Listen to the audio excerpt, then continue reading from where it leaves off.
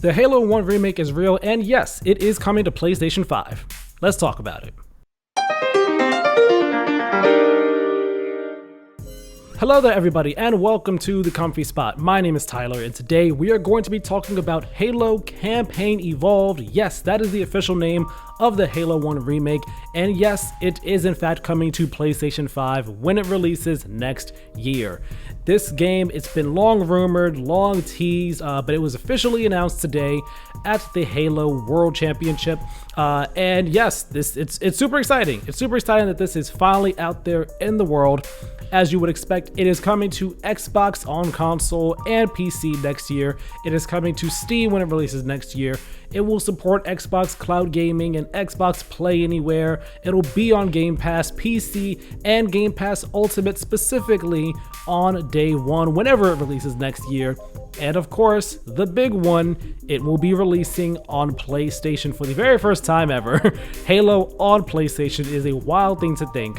It will be on PlayStation 5 day and date with the Xbox and PC releases. So there is no it releasing, say for example, in March on Xbox and PC and November for PS5. Nope, not the case. Everyone is getting it all at the exact same time. So a couple details about Halo Campaign Evolved. This is a full-on remake of the original campaign in Unreal Engine 5. It is going to be featuring some remastered music, updated animations, 4K visuals, and re-recorded dialogue, amongst other different features, such as there will be 2-player split-screen co-op, returning of course, that's a classic staple for Halo, but there will also be 4-player online co-op as well, which is super awesome, super cool.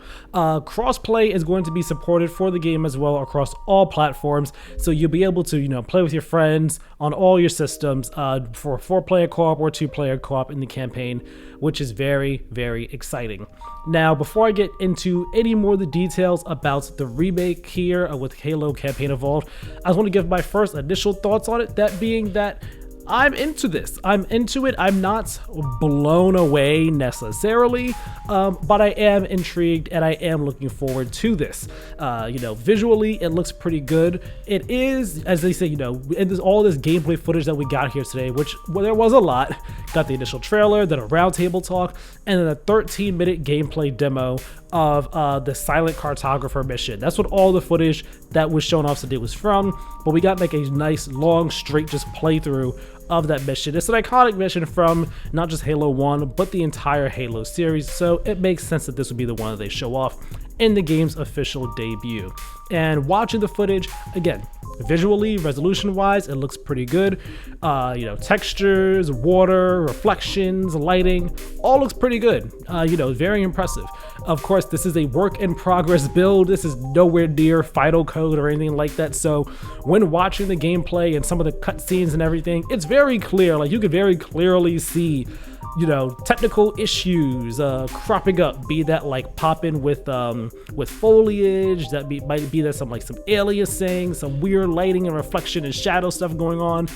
It's a work in progress build, guys. Do not fret over it. It is still in development, early in development. This game is not coming out tomorrow, so I would imagine a lot of the stuff will be ironed out by the time the game is actually releasing and we actually have it in our hands. So do not fret there.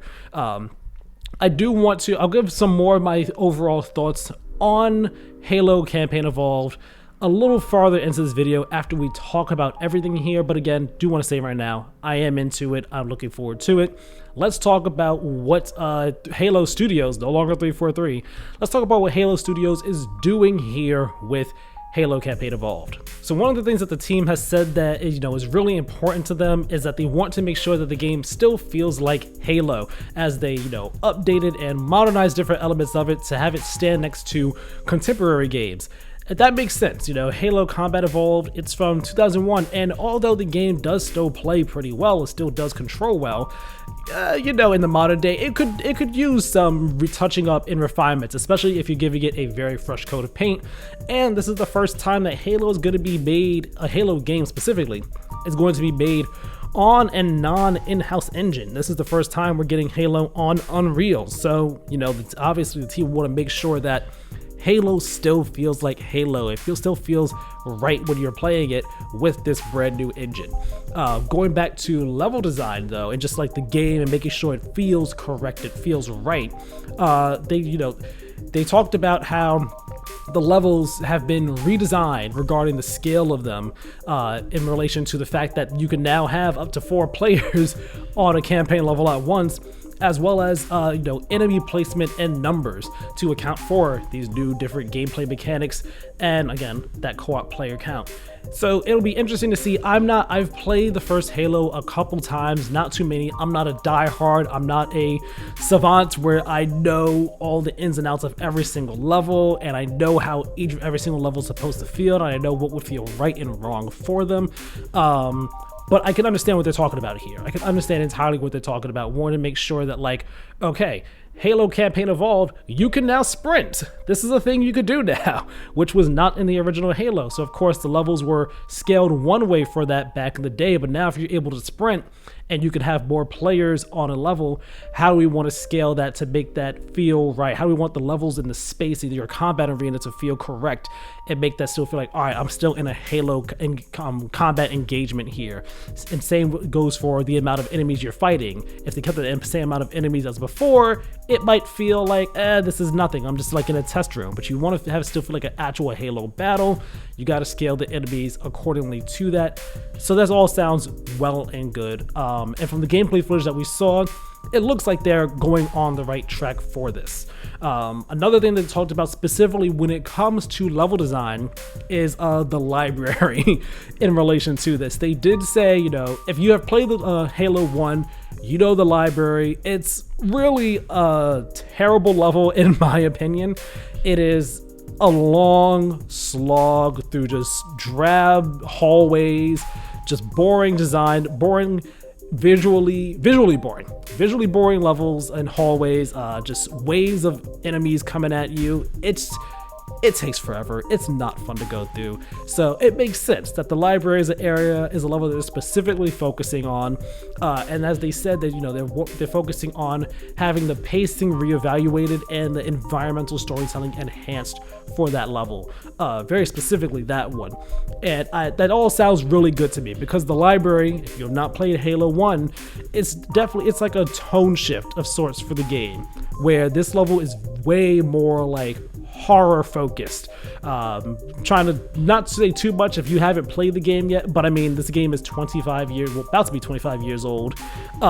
This level you're basically fighting just waves after waves of zombies as you go through this abandoned space station. Essentially, it's hard. I'm finding there's a better word. Can't think of it right now off the top of my head, but yeah, it's a real horror-y type of level. So building on the environmental storytelling of that could be really fun and interesting, and making it so that it's not just this long slog through just going down and down and down these boring hallways would be very much appreciated for that level. But I am looking forward to seeing what they do in regards to pacing or environmental storytelling for other levels, wherever it is that they feel that it is right. Crucially though, the team did say that stories are not being changed when they're doing any of this stuff to the level design of the campaign here. It's just that they are going to be just refining the levels and refining the stories and giving extra context to things that happen in them for each level. So the Halo superfans, the diehards who know Halo Combat Evolved like the back of their hand, I'm sure you all will get something out of this and notice like, oh, they did this different, or oh, they did that different. Me, I may notice a thing or two if my memory of Halo Combat Evolved holds up well when this eventually comes out next year, but we will see. And when it comes to gameplay features, they did talk about a couple new things that are coming to it. I already mentioned sprinting is a thing that you will be able to do. You can turn that option off if you do want to have the pure Halo Combat Evolved experience from back in 2001 though. But now in Halo Campaign Evolved, gotta make sure I say that campaign, you'll be able to hijack vehicles for the first time in Halo 1, and you'll also be able to control the Covenant's Wraith. So that's like basically the Covenant tank, essentially, if you don't know what I'm talking about. So those are very cool. It's awesome that you'll be able to do that for the first time in Halo 1. The Warthog is also going to be able to support 4 passengers now, so you can have your driver, someone in the passenger seat, person on the gunner, and then on the very back, so basically like on like there's gonna be like a little hump that the fourth person could sit on that's like right above the taillights. Yeah, that's the fourth seat, so that's cool. That's awesome. Nice to see that there as well. There's also going to be new weapons that you could use in this game that you could not in the original Halo 1, such as the energy sword, such as the battle rifle, such as the needle rifle, which is awesome. It's very cool that we're able to do that now. Again, just bringing, I guess, just the wider Halo world and things that came later on in Halo's lifespan and lifetime into Halo 1 to put it, I guess, at parity with them, make the game, again, just more modernized and make it feel a bit better to play.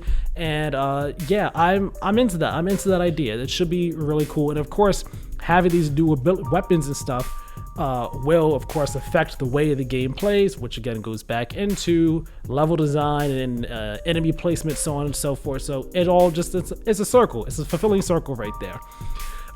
There's also going to be more skulls in this game than any Halo game that has ever been released. Skulls, again, if you are not a Halo player, skulls are basically, you find them in each level. They're hidden, kind of hard to find, but you find a skull and it basically unlocks a new gameplay modification. Some are fun, such as headshotted grunts popping out confetti and kids' birthday cheers. Others will like make all enemies invisible or remove the HUD from you entirely, or remove the map. So there are different things with the skulls. They could get a little crazy, they could be a little fun, but this game is gonna have the most of any. They didn't say how many skulls, but they did said this game, Halo Campaign Evolved, will have more skulls than any other Halo game. Looking forward to seeing what they are now. Another thing, going back to the story. This was a big thing that they announced. The team announced that there will be 3 brand new levels added to the campaign, actually, that have never been released before, never been seen before, anything like that. We don't know what they are, but we do know that these 3 levels will take place prior to the start of the campaign, and they're going to involve new characters, new environments, and new enemies.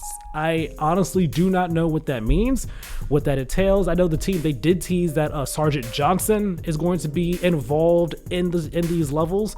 I'm curious. I'm very, very curious. I don't know all the deep lore of the Halo universe. I've never read the books or anything like that, but if you have played all the Halo games, you know that Halo Reach leads directly into Halo 1. So I'm curious where these levels will fall in Master Chief's storyline. Like, they've got to be pre-Reach, so maybe like you get some that happen simultaneously with Reach in terms of Master Chief and all, or maybe you get some that the others are quite a bit before Reach. I don't know. I'm not the Halo deep lore person at all. I'm not. I've played all the games, at least all the shooter games. Have not touched the Halo Wars games. But yeah, I'm curious what this entails. I'm very excited by that prospect too. I mean, give me new stuff from this remake experience to make it more worthwhile and more like a refreshing new package, so to speak, in my eyes. So that's very cool. And one more detail here that community director from Halo Studios, Brian Gerard, announced on the live stream. And this detail is one that people probably, you probably assumed this already. I assumed as much as well. I've been saying this for a long time, that we're starting with Halo Campaign Evolved. Every Halo game will be on PlayStation going forward. This is the start of Halo's life on PlayStation. This is not a one-off thing. It's not just like a one, maybe 2 game thing. No. Every game going forward for Halo will be on PlayStation, presumably day and date with Xbox and PC. Now, with all that said, I want to give my thoughts on this announcement. I want to give my thoughts on the game itself, what I'm thinking, where my excitement level is at, what I'm thinking about for the future of Halo as a franchise. For me, I am someone who I guess I semi-grew up with Halo. I never had an Xbox, but my stepdad did, and I played the Halo games whenever I would be at his house over the weekends or when he had his Xbox over here. So I played Halo 1 and 2 and 3 growing up. Bits of the campaign, a lot of the multiplayer. I played Halo Reach's campaign in its entirety in high school. Loved it to death. ODST played a bit of, but mostly the firefight in that game. I love Halo 4's story. It's very, very great. Halo 5 story, it's whatever it is. And Halo Infinite story was a really good story in my opinion. And it had me excited to see where things would go from there. But, you know, here we are. We're kind of resetting resetting the franchise all over again with Halo Campaign Evolved. And honestly, I hope this works. I hope that this is a good reset for the series. It's not an exciting reset for the series in the sense that this is a remake of a 24, as of right now, year-old game, and it will be 25 years old when it comes out next year. And Halo 1 has already been remastered, so on that level, it's like, okay, cool, it's been remastered, do we need a remake of it? Remaking it here, it's like, cool, we have nice visuals, there are some gameplay enhancements, but beyond that, it is just the campaign. It's just the campaign, there is no multiplayer here. So the excitement about this can only hit a certain level for me, where I am excited about this. I do like Halo, I do want more Halo, especially just the novelty of it being on PlayStation is exciting on its own. I mean, I know that's where I'm going to play it whenever it comes out. I'm gonna buy it on my PlayStation. I'll get a physical copy, even if that disc is going to be a paperweight, because Microsoft's first-party titles almost never have their full games on the disc nowadays. I will get it just for the novelty of having that physical PlayStation Halo Campaign Evolved box. And I'm looking forward to seeing what Microsoft and Halo Studios does with the DualSense in terms of the haptics and the triggers and so on and so forth. It should be really cool.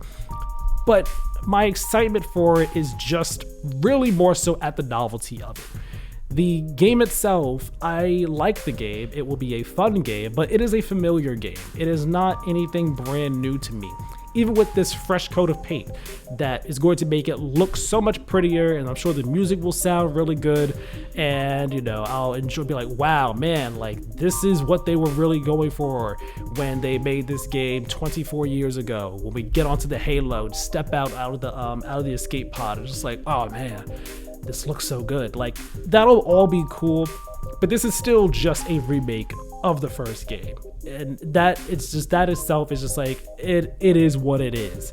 So what I hope is that this is, you know, I hope this does well. I hope this is just, I just hope for the best for Halo, man. Really, like honestly, I want a new Halo game, and I want to see Halo Studios like really commit to doing something with the future of the series. Like whatever their next game is, whatever it is, be that it's a continuation of Master Chief's story after Infinite, or if it's some brand new idea, brand new story, brand new characters, whatever it is, that is what I'm looking forward to more than anything.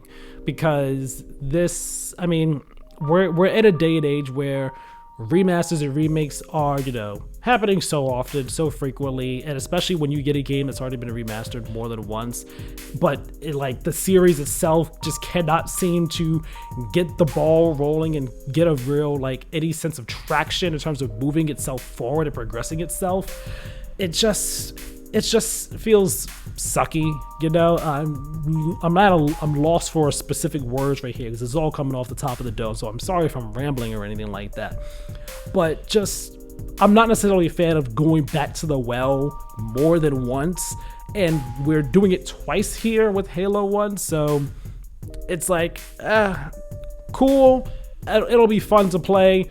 I'm excited to play it on PlayStation. I'm excited for PlayStation people who have never played the first Halo to actually be able to finally experience Halo 1 and just Halo in general, because Halo is a fantastic series.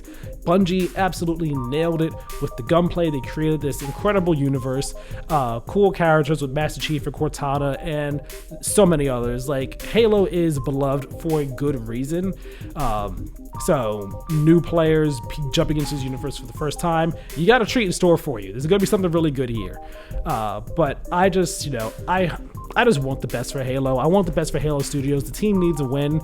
I'm sure this will be good. I hope it's good at best. But my excitement for it really can't surpass too much more than like a 7.5 out of 10 for every reason I said already here, you know. And real quickly, I just want to do a brief tangent and just talk about the fact that Halo is going to PlayStation. You know, many people might have thought it wasn't going to happen, even though Xbox was saying it's going to happen, and like, no, there's no red lines with moving these games or doing these games. And I said for a while too, hey, like, it's going to happen, guys. I'm pretty sure it's going to happen. Don't expect it to not happen. I'd be more surprised if it didn't. It is a pigs are flying type of day where never would have thought this would have happened as someone who grew up with Halo specifically on Xbox and grew up with that, that console war environment that we were all in and stuff. Never would have expected to see this day. It is absolutely surreal to see it, especially because of what it means for Xbox. I mean, again, this has been a long time coming. We've expected it for a long time, but it's still just another sign of Microsoft and Xbox's failure this generation. Just failure to, succeed with their console business, failure for Halo to succeed in terms of it continuing to advance, and just, the company having to put all their games on other platforms, and most notably PlayStation, their direct competitor, starting with Forza and then Gears and now Halo. That trifecta from the 360 era is now on PlayStation. It is it's surprising to see. It is surreal to see. Part of the kid in me, the high schooler in me from back then, does feel a bit sad for, where Microsoft is and the fact that this is what they're doing now in order to have the Xbox business be a thing and survive and even be, around anymore. But, again, it's a case of it is what it is. This has been a long time coming.